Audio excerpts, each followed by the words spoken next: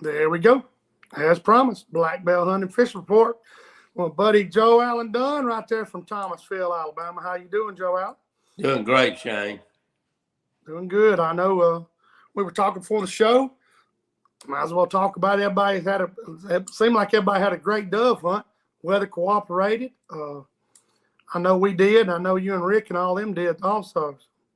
Oh yeah, Rick had a real good hunt. Thank goodness the game warden didn't show up, but we was legal anyway. Right. We didn't have no glitches or problems with anything. Good. We killed a couple hundred birds. So, and you know, I didn't. I was always picked a bad spot. 6, 7 birds maybe.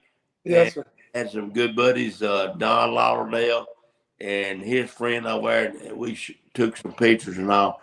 And they give us enough birds where we could cook them on the grill that night with our steaks, and it was a good deal. We enjoyed it. And the buddy that come with me had his little girl with him. First time ever in hunting. So that's fun. It was a thing of making memories, put it that way. She had some fun. Yeah, Boyd done a hell of a job over there where we hunted. He had everything burned, the millet burned and tilled up and everything done right. And man, I'll tell you, I was sitting at the camp watching football, and Mr. Ray called me and said, "Hey, you better get your tail over here, son. We shooting." And I said, "Yeah, Boyd brought me over there." And I mean, hey, I didn't quit loading my gun.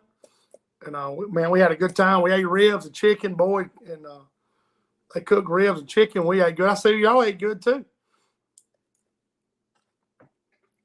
Oh, got him kicked off there, guy. He's going to turn that thing on airplane mode, or he's going to get kicked off all the time. So somebody's tried to call him. I have to turn your phone. When you do these StreamYard apps or whatever application you go live on, guys, you have to cut your phone on airplane mode because it will kick you off, and then I'll have to add him back. But I appreciate Joe being on here. It seems like every time we get started, somebody tries to call him. But he'll hit the link and come back, and we'll get back to talking about dove hunting. I hope everybody had a great dove hunt. It looked like a lot of people did. A lot of my friends up this way did.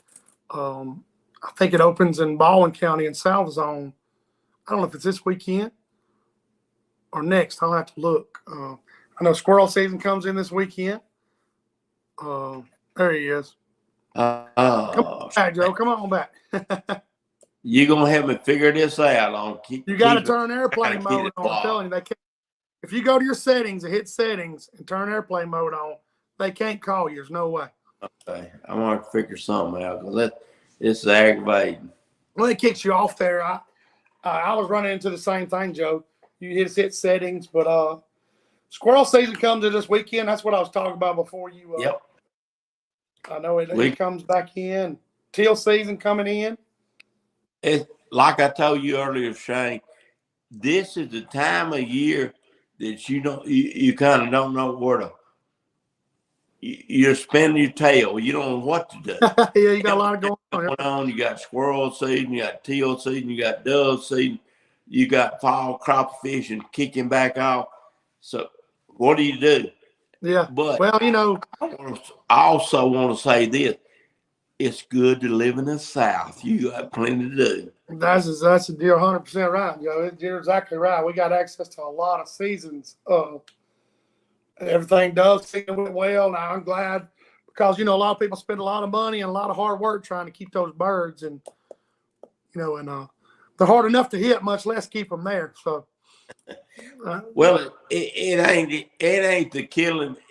I tell you, I just enjoyed being around everybody. Oh yeah, it kind of kicks sun season off, and all that. That is what dove season is about. And what I get, you got to involve the youth into that. Get them introduced to that kind of situation. The camaraderie, the enjoyment, all getting together. Bring the kids out. Keep them involved. Our youth are our next coming up hunters. We got to keep them involved. You're exactly right. Yeah, you teach them gun safety and how to dove hunt and how not to shoot low birds. And there's a lot going on that, I don't say you take for granted, but you just forget, because you've been doing it so long, Yeah. all those details and, hunting etiquette and, talking mess across the field to somebody, it's fun stuff, we laughed and laughed at, people moving from hay bale. Boyd and Mr. Ray had hay bales set up for us, and they were set up right, buddy. It was, if I can get away with moving, they had them set up right. So I think my voice is a little hoarse from hollering. I wonder, I said, I know I'm not getting sick, but I think my voice started cracking from hollering across the dove fields. All I can figure is from. So. Well, it's always fun to jank on somebody when they miss a. Oh yeah, oh Lord! Field. I had some at the end of my barrel, and I'd miss them and kill the ones way out there. I was like, I give up. But hey, I burned some shells. My shoulder's still a little feeling it. When I went fishing, we'll get into that. I felt a little bit of sting from that high brass. I felt that. But yeah, let's get on. Let's see. Teal season comes in when? Did you say the 17th, Joe Allen? No, teal season coming this weekend. Oh, it comes in this weekend. Okay. Yeah. Because you'll have squirrel and teal come in at the same time. Okay, it's the 14th. I got you. The only thing waterfowl that's going on right now is that special goose season. Yeah, I didn't see any geese. I was kind of looking, see if I see any Canadians. When we fished yesterday, I went to visit the paper mill and we ate lunch, and I always bring my boat with me in case somebody wants to go fishing later that evening. And we went out and done some looking, and so I guess we can kind of get into that. I went crappie fishing Friday evening. I had to go to Mr. Ray's farm, so Friday evening I left here, probably 1 o'clock, 1:30, and put in at Meredith Landing and went and dropped the trolling motor, Joe Allen. I'm in 6-8 foot of water and started seeing a few fish, but it was cloudy, so they were moving.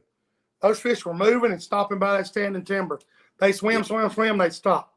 Then they wouldn't give you long and they'd take off again. They're just in that mode, of hunting. And I noticed the first couple fish we were I'll show you the jig. Joe Allen sells them down at Dunn Sports. That Ruben Flores right there. Yeah. I really like the hair jig because Joe Allen, when they're moving, I can stall it right in front of them. You can't take a long rod, but I can cast it and stall that hair jig right there and try to make that fish turn around. If I can get him to turn around, but I will tell you this, it's going to change, like I was telling you, but those fish would just swim off with your bait. They wouldn't hit it, they'd mouth it and start swimming. You'd see your line going, you'd lean back on them. I'm like, it took me a little while to catch on, but me and Colby caught some nice fish, 160s, 170s, seen a bunch of big fish, but like I was telling Joe Allen before the show, they're not bunched up at all. I mean, you really have to cover some water.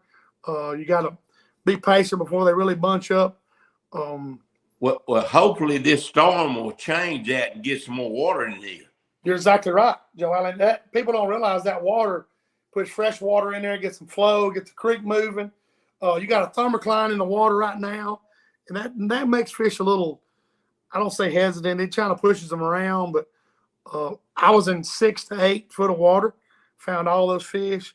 If you could find a hole, that's where those fish were. If that hole went down 1 or 2 feet, from the common depth, that's where the fish were, kind of going in circles, a lot of bait. Yesterday evening, Dan and myself, I went and looked around the main river around your place, Joe, just looking, see if I could see anything. I didn't see a lot, and I went a little old flat, or Joe Allen showed me a while back, and there was some fish moving from stake beds that actually we put out, and they were moving back to a stump stake bed, just moving around. A lot of catfish in there with them.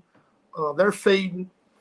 Caught some good fish. Dan and I, we let them all go. We caught some real good fish. They're still slim this time of year. They'll be, like Joe Allen was saying before the show, they're fixing to start fattening up. So yeah, they'll start clobbering all this shad. The river's full of shad, man. Oh Lord! But once we get current going again, and stirred up, and the cooler temperatures, it's gonna change. Yeah, the water, it was 81, Joe Allen, something like that, 82. It was Yes. nice, man. Yesterday evening I was fishing with Dan. He's like, "Hey, man, you ain't got to stay on my account." I said, "Man, this is the first fishing trip I hadn't been sweating my butt off in months, so I'm gonna stay. I'm gonna hang out a little while." So felt great running up and down the river.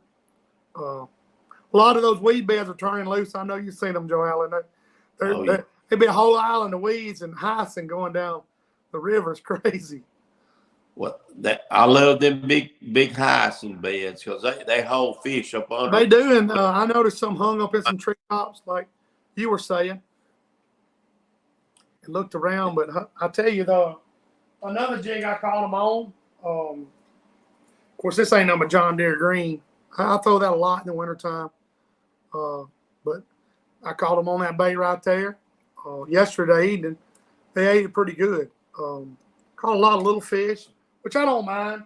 I mean, I know them little fish, they have to eat too, but I think it's going to pick up. Like I said, that's 6 to 8 foot of water.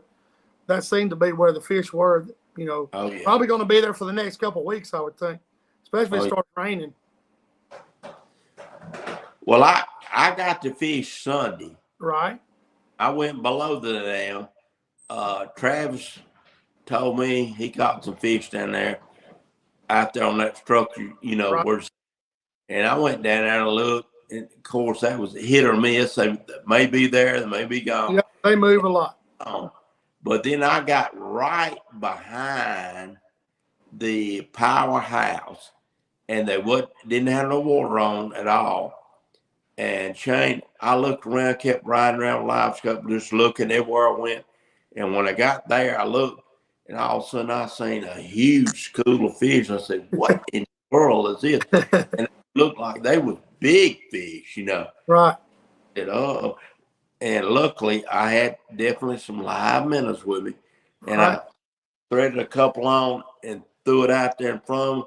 And as soon as it hit in front, I had about a 3-pound cat.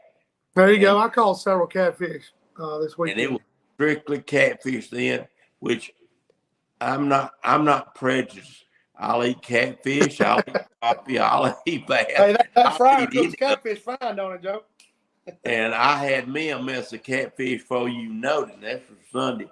And I said, I'll be back in these same conditions when that happens again, because that was, I mean, I had a blast.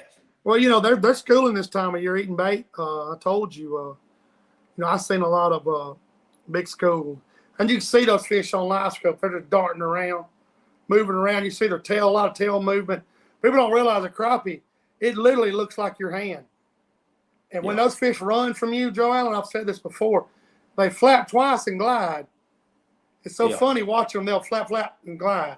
And then they'll stop by timber. That's how you really know it's a crappie. You'll look and say, carp, crappie. When that thing kind of glides, you better be casting at it. Yeah. Unless it's just abnormally huge, So they do that. With those catfish, I didn't realize, but they were spooky. Oh, yeah. I had a big weight too big on my setup, and I throw it in them, and they would scatter. Oh, yeah. At first, but then a few of them would come back, and then I hit it again. They're probably scared of big old flatheads coming in there eating them, Joe Allen. That may be. They didn't want no big weight hitting the water because they got scared. Well, I know quick. I got that water being calm, and they can hear everything, and they're used to that turbine. Right. It was nothing on. It was just calm. It was slick. Yes, sir. Well, Scott was asking me, it was mostly whitefish. One creek, Scott, was mostly whitefish that I usually catch whitefish in. That was shallow, but we caught several blackfish yesterday evening and black crappie around some structure, but not a bunch of them, guys. We caught 15 fish, and had 10 or 12 decent ones, and we let them all go. But they're mostly whites. That's what you're going to run into.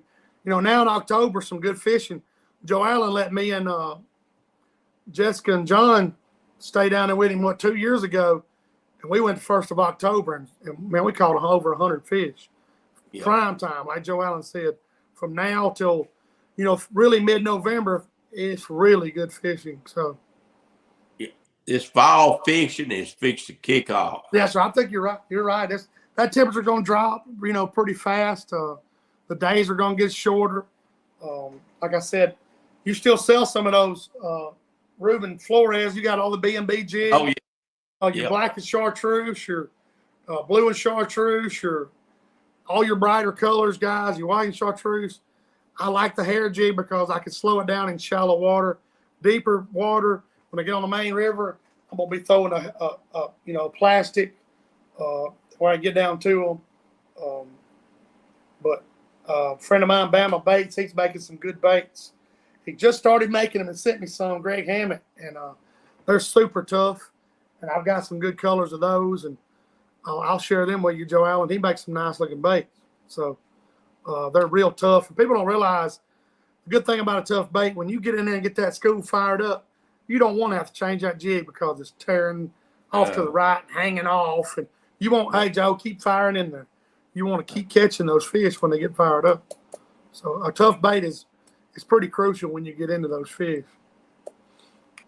Sure. Now, I had our buddy Alan White.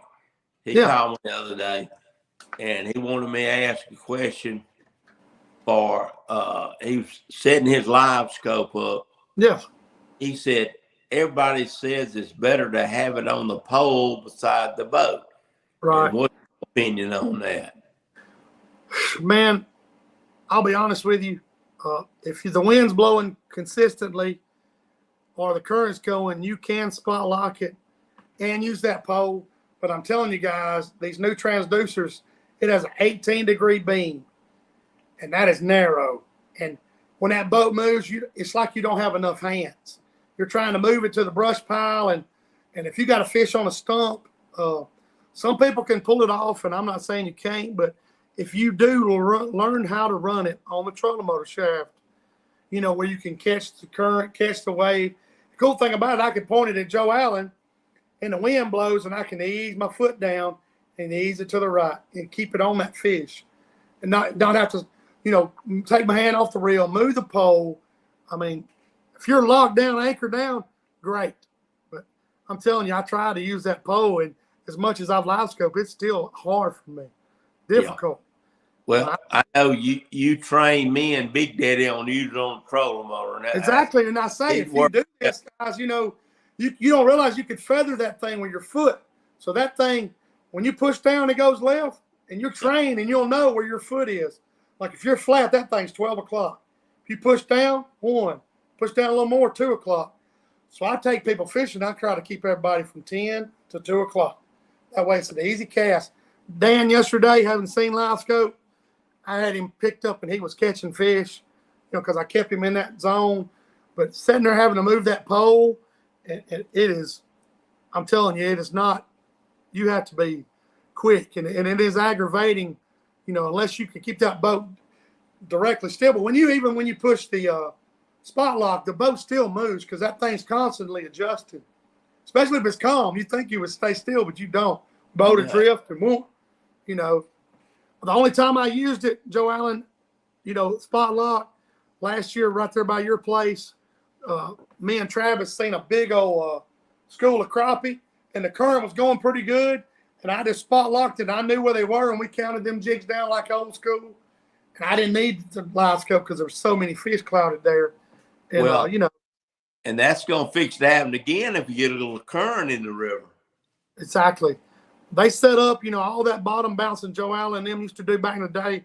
The fish set up the same, exactly the same. Yeah. And you could take that bottom bouncing rig and push it right to those fish, put it on a long rod, push it right in. You can let that bait down and just push it right into the fish. I mean, use that live scope to your advantage if you have one. I mean, if you haven't seen one run, hey, get with somebody and go watch it run. It's an amazing tool. Like Joe Allen said, he's using to catch catfish. My podcast partner, John, on Crappie Cast is using it to catch brim. I mean, there's no limits of what you can catch with it. It's no limit for sure. No limit. And like I said, we're fixing to get into great crappie fishing, especially like Joe Allen said, the rain comes, the water gets some stain. The water's super clear down there right now. I mean, it's clear. It is clear, man. And You know, when I first met Joe Allen and them, I guess it's been almost 4 years ago. You know, I went fishing, and I'm used to fishing muddy water over Demopolis, and Joe Allen was, you know, I caught a lot of fish that day, and Joe Allen went with me the next day. He said, "I got to see this in this muddy water." And ever since then, Joe Allen said, "Hey, that muddy water don't bother him." I tell you what, that muddy water in a way is better It is. because You don't you have a get lot of, that big you know, by his nose, he's gonna hit it. if they don't have a lot of particulates in the water where that scope's kind of messed up, you know, a lot of sediment. But if it's not, I'm telling you, I'll take that muddy water any day because, like Joe Allen says, you get that bait close to that fish, he's using all those louder lines and his fins. His senses are heightened, you know, much not like he can see now because he can see a bait fall at 6-8 feet now. So they're opportunists with that muddy water. You're exactly right, Mark. I'd much rather have stained water. They usually go shallower, and they also are more aggressive. So, way more aggressive. You know, and you can, even black crappie, they all just become, you know, a little more aggressive, and keep an eye on that. You know, the conditions start changing, water temperature, water color, a lot of factors are going to come in here soon. You know, just like, you know, we can get into the deer hunting stuff now, I guess, man, because, you know, deer season, the acorns are finna start dropping. They'll start transitioning from honeysuckles and browse and start picking up a few acorns, and, you know, and it makes those people's like, I ain't seeing them on my corn because the acorns are dropping, you know. So once that starts, it's hard. You know, they got so much out there to eat. It'll be a while to come back. So, keep the corn out and get the patches planted. They'll be coming. Oh yeah. Well, you know, that's exactly right. Some people are planting their patches already. I hope it stays raining. I've been shooting my bow every morning when I get up. I go shoot a couple arrows, and then, you know, that's the thing about bow hunting, guys. If you shoot a bow, any kind, even a crossbow, you need to shoot it pretty regular. Make sure everything's good with it. You do owe it to the animal to try to dispatch it efficiently, you know. And they make bows now; they're unreal. That bow of mine's a machine. It's crazy. So, you know, same way with any equipment you're using. You check your safety belts. Hey, make sure your boots ain't leaking. If they are, go down there. Joe Allen posted some lacrosse boots. Hey, them rubber boots start splitting on you, and it's no good to get the swamp foot, you know, when you're out there trying to hunt. So no, start checking all your hunting gear. And remember, them snakes are still crawling. I got plenty of snake boots. That's good. That's exactly right. You know, they make some light snake boots now, Joe Allen. Some of them things don't weigh anything. Yeah. And, you know, you can pretty much wear them in Alabama till damn Thanksgiving because it doesn't get too cold, you know. But the thing, too, about bow hunting, people need to realize bow hunting is a game of getting them close. No, that's exactly right. Practice it 60 yards and think you're going to kill a deer at 60. No, you ain't going elk hunting. 30 and less, and you're going to highly increase your chances of a kill. That's exactly right. But you take that chance at 40 and 50 steps, and he'll jump a string on you. I'm going to tell you, I don't care how fast your bow is. Well, you know, they always tell you to aim for the lower third of a deer, you know, because they drop so fast. Even these bows nowadays, they drop so fast. That's their first instinct. But I will tell you this. I learned something, Joe Allen. When a deer's head's up, it can't drop as fast as when his head's down. Well, if he's not tensed up, your chances are better. But if he tenses and you done spooked him a little bit. Yeah. Well, you know, that's why I like bow hunting, Joe Allen, because there's so many factors that can go against you. You can drop your release. You can drop your arrow.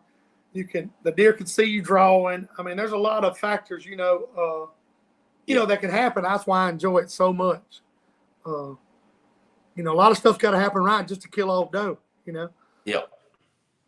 And I do like it. You still got them old does are smart now. Ooh, man, you take a 5-6-year-old doe, especially if she's got babies, you know. Oh, yeah. She's tough. She comes in that field throwing that nose up. Exactly. But then smelled your big butt up in the tree. I see it all the time. So, but I'm gonna look forward to that. I guess you still got all your broadheads and Oh all yeah. your arrows. You still got safety belts and some clothes and. Oh yeah. We carry the hunter safety system belts. We carry a large selection of gold tip arrows, There you and go. They're great arrows. yeah, all kinds of muzzies and it's all kind of broadheads. I can't keep up with them now. Oh man, they got so many different kinds. I've got some I shoot does with, and I got some that I buck hunt with. Stay away from that shoulder, guys. There's no sense of shooting a deer in the shoulder. You don't have a rifle. Take you a little bit of behind it. Hey, put in that rib cage and go find your deer. Mark Bowling wants to know you got any crossbows, Joel. Oh yeah, we got several of them in I know got the name brand. They got me off guard. The Killer Instinct. I got you. I know you said you carried several, so Yeah. That gets it gets people that can't draw a bow. It's got by its shoulders. It gets a kid in the woods, or a kid learns about bow hunting. There's nothing wrong with that at all. No. Yeah. They're accurate too. Oh man, they're accurate. And we carry a lot of the bolts, different. You have just 22-inch bolts and 20-inch bolts, and we carry both of them. Yeah, Mark said he's got bad arthritis. There you go. That's what I'm saying. That's why I'm glad they made crossbow hunting legal, besides being handicapped, Mark, just for get people back out there, because right, people can't draw a bow. I mean, everybody asks me why I still go to the gym, and believe it or not, it's to keep stuff broke loose, because hey, I'm getting older. I've got I've had torn my knee, my arm, and I try to keep stuff moving. It's like I said, if I had a bad shoulder, I'd have me a crossbow too. For sure. Let's see what else we need to cover, Joe. We talked about dove, teal. We talked about deer season. We went over the crappie pretty detailed, which I'm glad we did. Catfishing, Joe Allen. What do you as far as you've been seeing some down there? Below the dam, I know, but I didn't see any jugs. This weekend anywhere.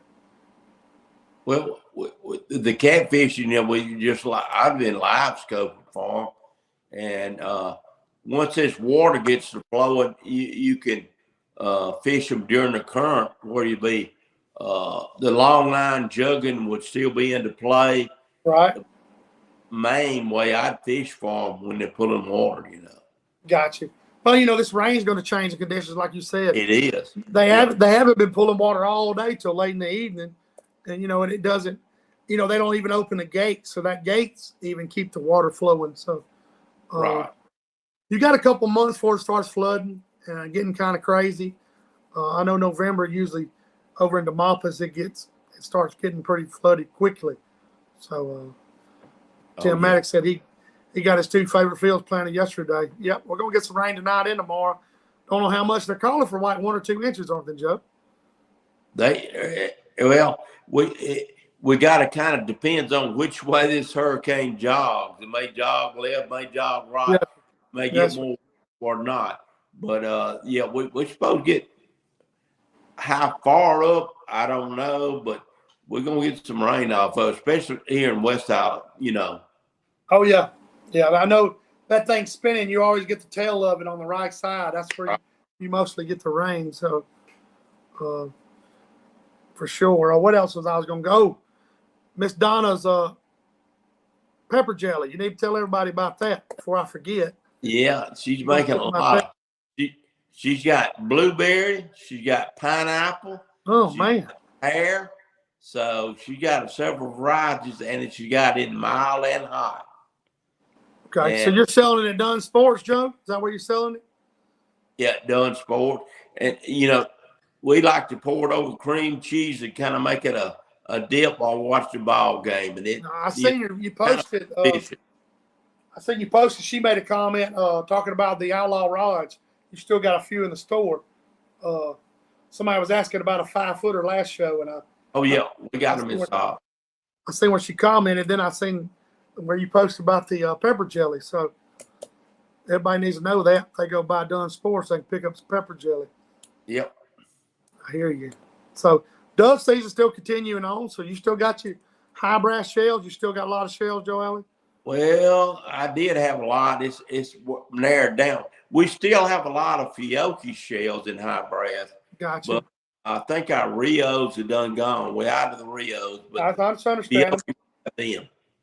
That's understandable. Still got your shotguns, your rotates, and Oh your yeah, everything. $100 off still all the way through this weekend. That's good. That's good. I was trying to pick up on everything. I know we're jumping around, but I'm trying to get it all out there where I can remember what's going on. So you got a full line of crappie stuff. I know you got all your jigs Oh in. yeah. So you set up for that for sure. Well, the biggest thing I don't know how to tell people to. They need to get up with us and give us more information on what's going on if they have an event and stuff like that. Yes, And yes, of course, yes. you give us some pictures, Yeah, just several bass tournaments went on. They had one at Gilbertown, and Leon Wade won. It was 16, almost 17 pounds. I talked to him yesterday, and any catfish crappie you start catching, you don't have to tell us exactly where you caught them. Hey, just say, Miller's Ferry. You don't have to give us the details if you don't want to. If you could say what you caught them on and how, the depth, that really helps people, because a lot of people work during the week and they want to slip down there and you help them deduce the water. And, I'm not saying you put them on your holes, but hey, like I said, 6 to 8 foot of water. I showed you the jig I used. A lot of stake beds. If you know where stake beds are, you better go check them. I can give you that little hint, Send us some pictures. That's right. Send us some pictures. Send us your events. When deer season kicks off, we want to see those deer pictures for sure, especially kids. So, and go down there to Dunn Sports and get you a few things. And they got it. They got everything you can think of down there. Go visit old Mike Leckins and go eat dinner. I talked to him yesterday. I'm gonna try to slip down there during the outage. I'll be at the paper mill starting next week for the 2 weeks during the outage. So yeah, I'll be slipping down there. So let's wrap this thing up, Joel, and everybody eat dinner and spend time with their family, buddy. What do you think? Oh yeah, just be safe. That's right. Be safe, guys. We'll see you next Wednesday. Everybody have a good weekend. It's gonna rain the next 2 days. Be safe driving. We hadn't had this much rain in a while. A lot of oil stuff on the roads. Oh yeah. Just be careful. We need it. I think it's going to be okay.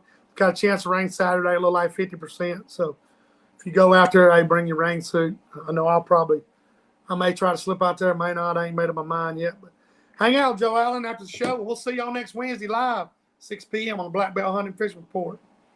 Appreciate you, Joe. All right. Thank y'all.